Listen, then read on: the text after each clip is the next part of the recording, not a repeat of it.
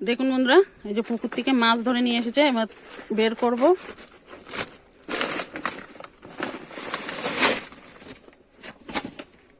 দেখুন ছিপ দিয়ে ধরে নিয়ে আসলে এক্ষুনি।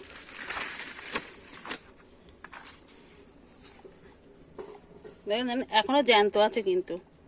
এই যে দেখুন, এই মাছটা কিন্তু, এই মাছটা ধরে নিয়ে আসলো ছিপ দিয়ে। 1 কিলোর ওপরে কিন্তু হবে বন্ধুরা। মাছটা কিন্তু খুবই বড়। এটা কিন্তু গ্লাস কাপ মাছ।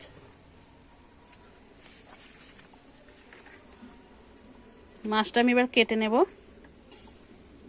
দেখো এখনো জ্যান্ত, এখনো হাঁ করছে।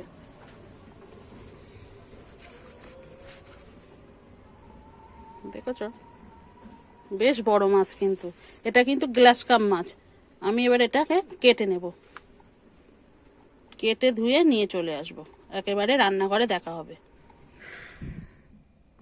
হ্যালো বন্ধুরা, নমস্কার। আজকে আবার একটা দারুণ স্বাদের রেসিপি নিয়ে চলে এসেছি। আশা করছি আজকের রেসিপিটা তোমাদের খুবই ভালো লাগবে। ভালো লাগলে অবশ্যই একটা লাইক করে দিও, বন্ধুদের সঙ্গে বেশি বেশি করে শেয়ার করো।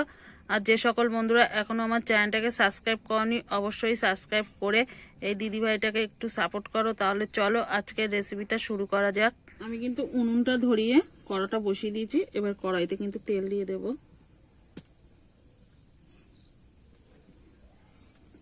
তেলটা আমি ভালো করে গরম হতে দেব। আর এইদিকে যে মাছটা আমি কেটে ধুয়ে নিয়েছি, এখানে লবণ আর হলুদ দিয়ে দেবো।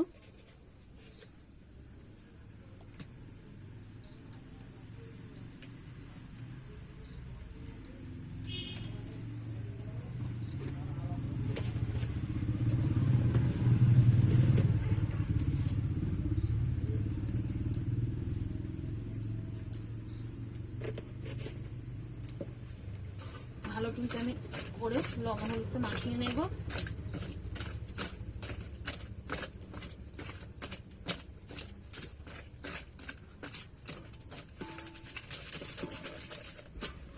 মাছটা কিন্তু আমি ভালো করে লবণ হলুদ মাখিয়ে নিয়েছি।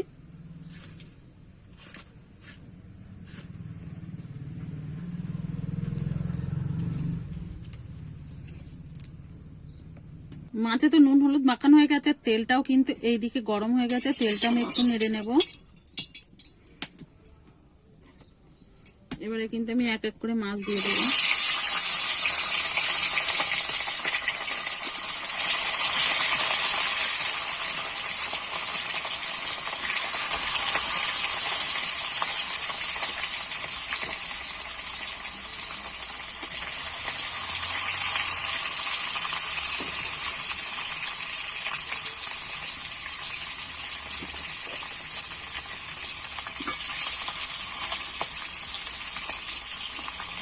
মাছটা আমি ভালো করে ভেজে নেব। মাছটা হয়ে গেছে এক পিঠ, এবার উল্টে দেব।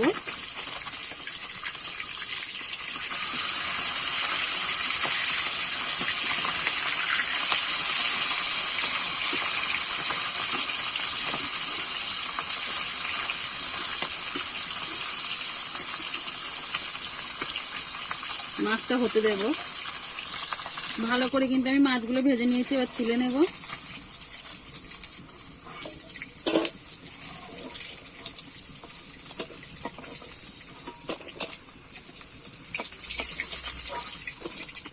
আর যে মাছগুলো আছে আমি একইভাবে কিন্তু ভেজে নেব।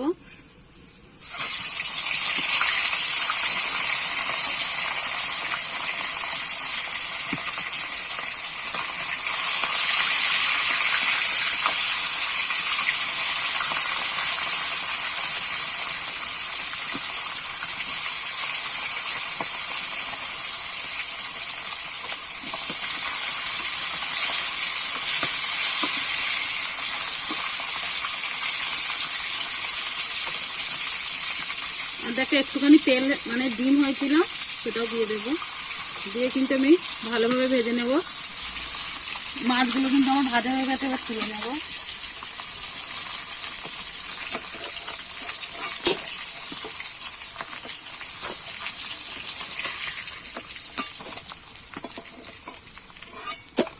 দেখো সব মাছগুলো কিন্তু আমি লাল লাল করে ভেজে নিয়েছি। এবার ওই তেলেতেই বড়িগুলো ভেজে নেব।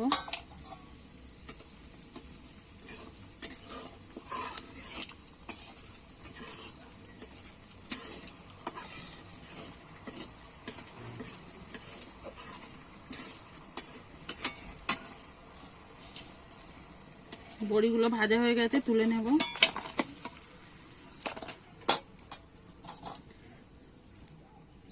ওই তেলের মধ্যেই কিন্তু আমি গোটা জিরে ফোড়ন দিয়ে দেব। ফোড়নটা কিন্তু আমার ভাজা হয়ে গেছে। এবারে ধুয়ে কেটে রাখা আলুটা দিয়ে দেব।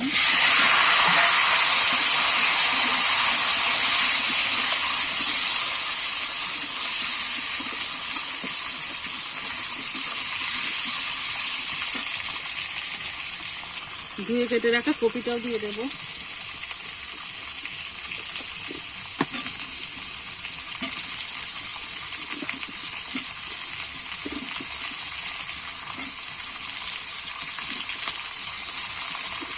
এবার ভালো করে আমি নেড়ে নেব।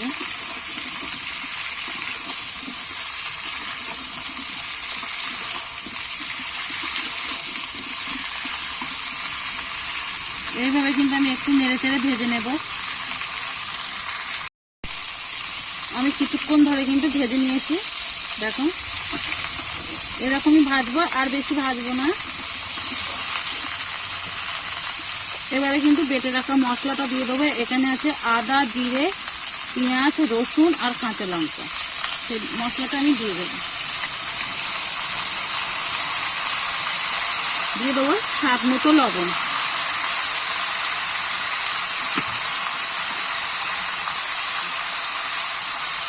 দিয়ে দেবো পরিমাণ মতো হলুদ গুঁড়ো।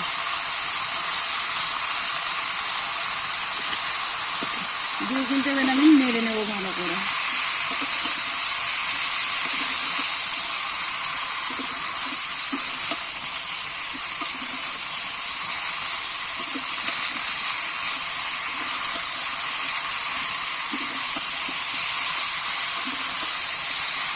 এইভাবে আমি কিছুক্ষণ কষতে থাকবো। বন্ধুরা, আমি কিন্তু এখানে বেশ কিছুক্ষণ ধরে কিন্তু কষিয়ে নিয়েছি।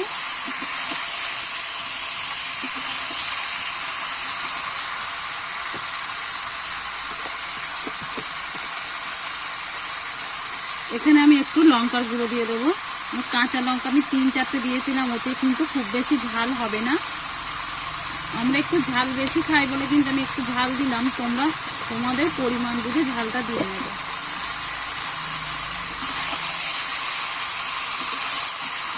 এবার আমি ভালো করে আবারও কিন্তু নেড়ে চেড়ে কষিয়ে নেব।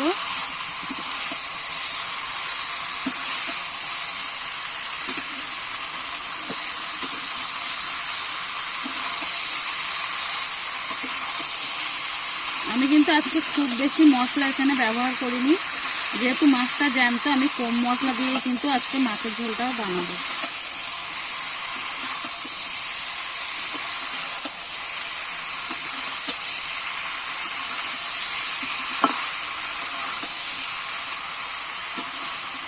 আর আমি কিন্তু এখানে আজকে সবকিছু বাটা মশলা দিয়েই বানাচ্ছি মাছের ঝোলটা। তোমরা চাইলে কিন্তু এখানে গুঁড়ো মশলাও দিতে পারো। এখানে আমি আজকে জিরে টিরে সব কিন্তু বেটে নিয়েছি।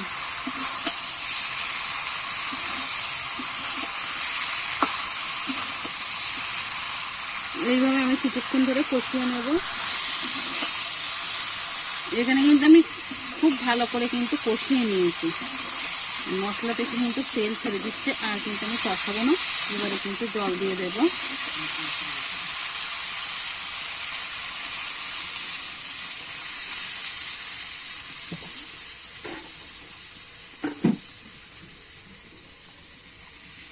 এখানে আমি একটু বেশি জল দিলাম, আলু আর কপিটা সেদ্ধ হওয়ার জন্য কিন্তু একটু বেশি জল দিলাম।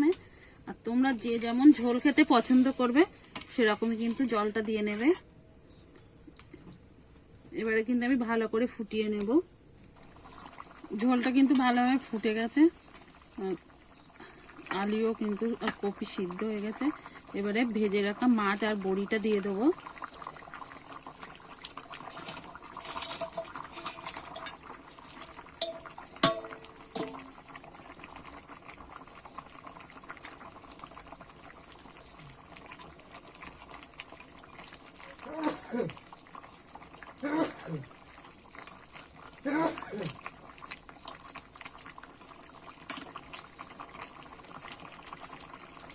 এবার মাছগুলো দিয়ে কিন্তু আমি ভালো করে ঝোলটা ফুটিয়ে নেবো আবারও।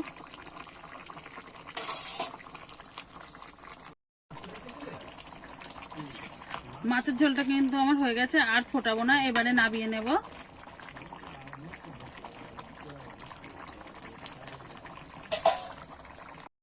দেখুন বন্ধুরা, আমি কিন্তু একটা পাত্রে নামিয়ে নিয়েছি মাছের ঝোলটা, পরিবেশন করার জন্য একদম রেডি। একবার হলেও এই শীতে কিন্তু এইভাবে মাছের ঝোলটা বানিয়ে খেয়ে দেখো, খেতে কিন্তু খুবই অসাধারণ লাগে। আর এরকম শীতের দুপুরে কিন্তু গরম মাছের ঝোল হলে কিন্তু এক থালা ভাত খাওয়া হয়ে যাবে। তাহলে রেসিপিটা আজকে এখানেই শেষ করছি, আবার নতুন কোনো রেসিপির সঙ্গে দেখা হবে। ততক্ষণে ভালো থেকো, সুস্থ থেকো, সাবধানে থেকো।